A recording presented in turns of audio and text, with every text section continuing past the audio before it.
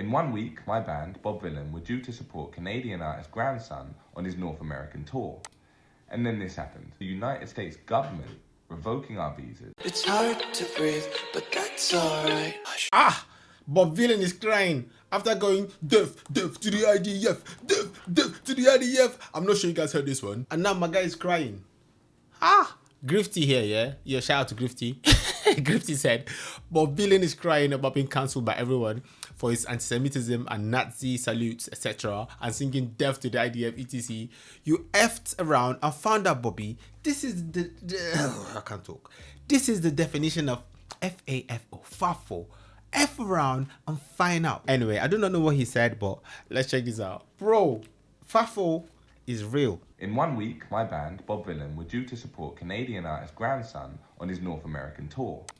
And then this happened. Alright, but have you heard this one though? Deaf to the IDF, deaf to the IDF, deaf to the IDF. Which, as well as an incredible amount of disproportionate responses by the media, led to the United States government revoking our visas and therefore our right to tour the country. Wait, what do you expect after saying deaf to the IDF? You're calling deaf to the IDF. What do you expect? To them to be like, oh, here's a Grammy, mate. Oh, here's a Grammy, mate. Oh, very clever lyrics, mate. Oh, very artistic lyrics, mate. Grammy for you, mate. Come on, man. This guy. But what's important to understand is how and why this happened. On Saturday, June 28th, 2025, we played a now highly publicised set at Glastonbury Festival, where I led the crowd in a chant of deaf to the IDF. Yes. An illegal occupying force in Palestine that is guilty of well-documented war crimes.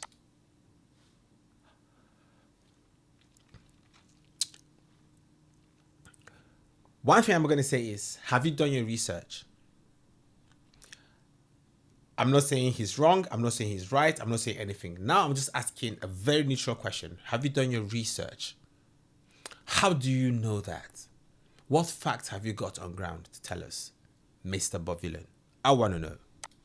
Over the next couple of days, there are a few significant tweets by a pro-Israel organisation, US government officials, and even a sitcom actress that will ultimately lead to our US visas being revoked and unanswered questions about the privacy of visa records. As an artist, if you're not well informed, all right, about anything, just leave it to, to the people that are informed, or do your research before you talk about it. And even after researching and deciding to be anti any country or any side, you shouldn't be calling for death for people, calling for death for someone. The first tweet is on June 29th, the day after we played Glastonbury Festival, and it is by an organisation called Stop Anti-Semitism, a group that is funded by the Morona Leadership Foundation, whose mission is to support pro-Israel activists of all backgrounds on campuses and beyond by providing programming, professional guidance and funding for pro-Israel initiatives while collaborating with pro-Israel non-profits and engaging pro-Israel community leaders.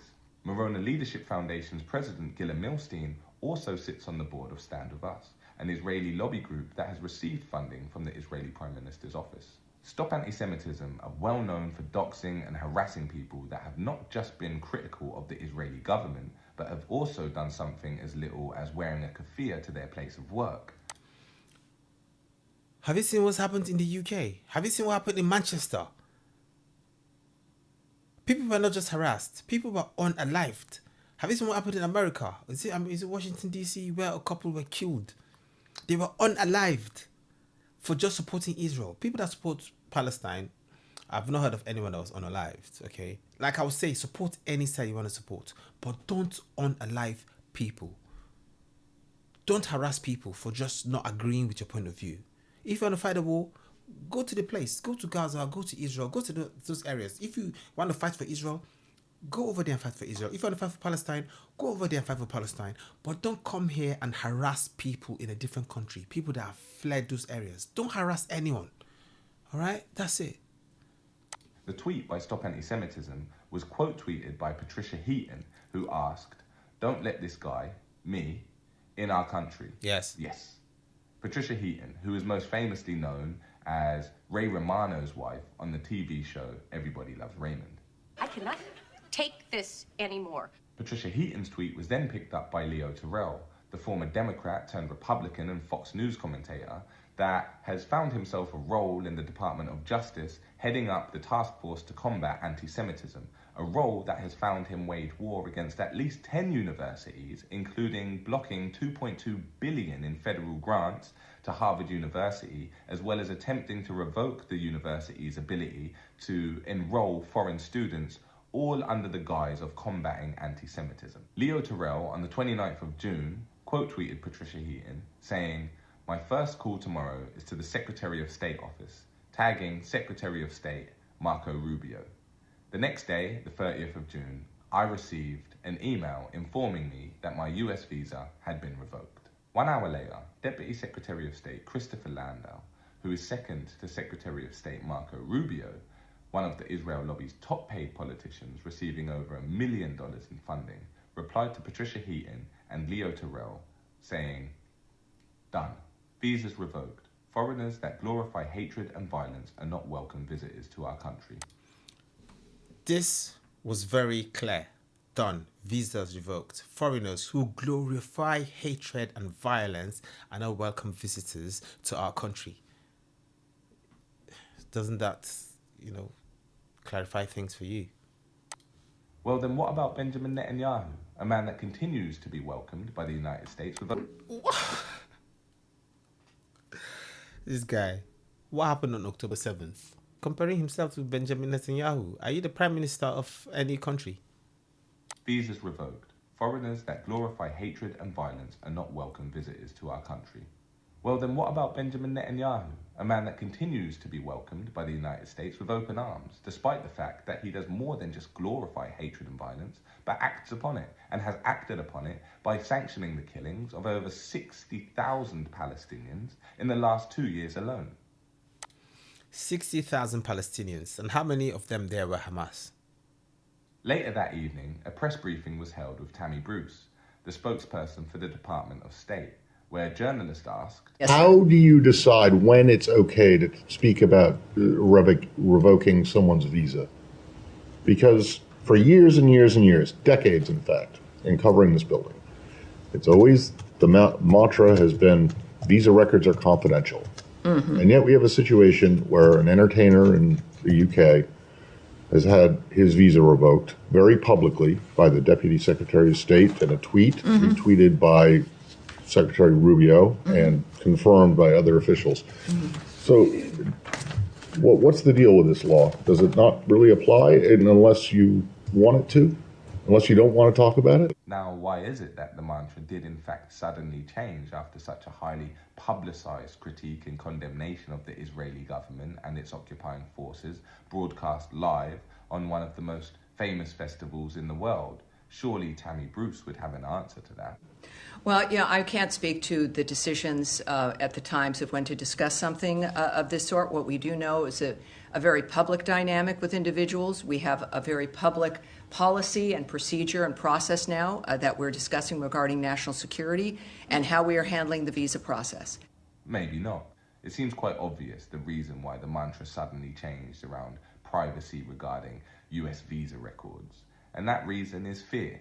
Such a chant taking place on the BBC broadcast live from one of the most well-known festivals in the world is terrifying to people that have a vested interest in the killing of Palestinian people. And To be honest, yeah, I do understand he supports Palestine, and there are people that support Israel too that speak the way they want to speak. But when you speak, I think you should be very balanced, because this is a war that has been ongoing, all right? And what sparked this attack, like what sparked this invasion of Gaza was October 7th and the killings of lots of civilians, all right? It was civilians that were targeted, all right? In a war, it's soldier versus soldier. Civilians are kept safe. But when it becomes, militants attacking civilians, then that's when it's not cool. It's not right. and the removal of them from their land. So they fight that fear with fear. By unprecedentedly revoking a band's visas so publicly, you create fear in other artists that may have gotten the same idea to use their platform, especially one so visible, to speak out against not just occupational forces and actions of the Israeli government, but also any other injustices taking place that the US government are benefiting from. Genuinely speaking, I think this guy needs to learn from Loki. All right, because Loki supports Palestine. He's very vocal. All right, he says a lot. When you listen to Loki speak, he brings out facts and facts and facts. He talks with so much conviction. You see that he researches before he speaks. All right, even though I might not agree with his point of views, yeah, but he's in depth. And when he speaks, I've not really heard him, call out like outrightly for death. All right, because there is a fine line. You can be an activist for a side, but calling out for death of people like this, death to the IDF, what do you think will happen? Just be smart, all right? Be smart. Have better choice of words, okay? No things to say to support your cause, but not calling out for violence, because you outrightly called out for violence. It was outright death to the IDF. Manchester, somebody killed. Washington DC, someone killed. So many bands and artists dream of or rely on breaking America, something that Bob Vylan is fortunate enough to not need and has never really had much interest in doing. Oh, okay. The fear of losing expensive US visas is... Okay, so let me understand. So he doesn't want to go to America. He doesn't really want it. So why is he making this video then? Then no need to make the video, isn't it? As so many bands and artists dream of or rely on breaking America, something that Bob Vylan is fortunate enough to not need and has never really had much interest in doing, the fear of losing expensive US visas is quite a scary thought to a lot of those artists and bands. It also creates fear in other bands and artists. Moral high to stand ground. next to the Virtue band signaling. that has been publicly stripped. In this instance, us.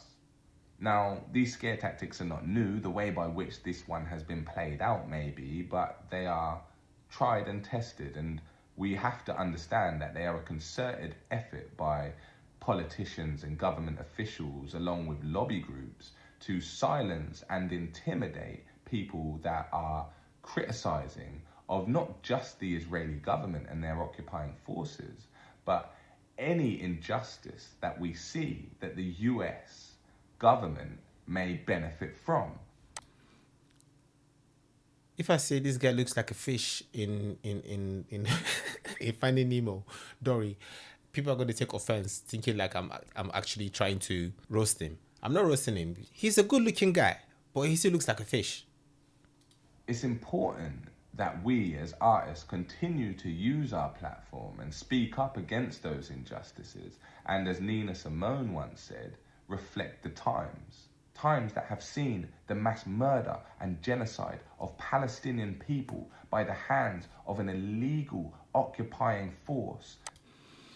How about when, after Israel pulled out of Gaza, like a few days ago, the ceasefire, and then Hamas were killing, executing the Palestinians on the streets? Why are you not calling that out as well? Just be balanced, no? Times that have seen the unconstitutional and heavy-handed raids of ICE across the United States of America. Times that have seen growing far-right politics and racist sentiments sweeping across Europe, including the United Kingdom. You're calling United Kingdom far-right.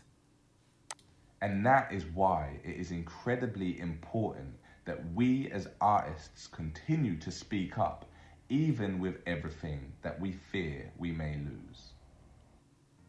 I agree that people should speak up. I agree that artists should speak up, but I do not agree that artists should call for death for anyone. All right? It's enough to say Israel is committing, I don't know, I mean, it's not right, because I don't think it's a genocide. It's not a genocide, okay? But some people say it's a genocide. Some people say Israel is an apartheid state. Some people say Israelis are killing Palestinians. Some people say this, some people say that, some people say different things. Some people have become echo chambers, okay? But to outrightly call for death for people, that is not right.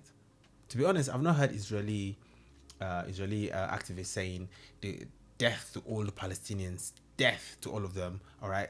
Hamas was proscribed a terrorist organization by many countries, all right? So the whole virtually most of the world see them as terrorists. That's different.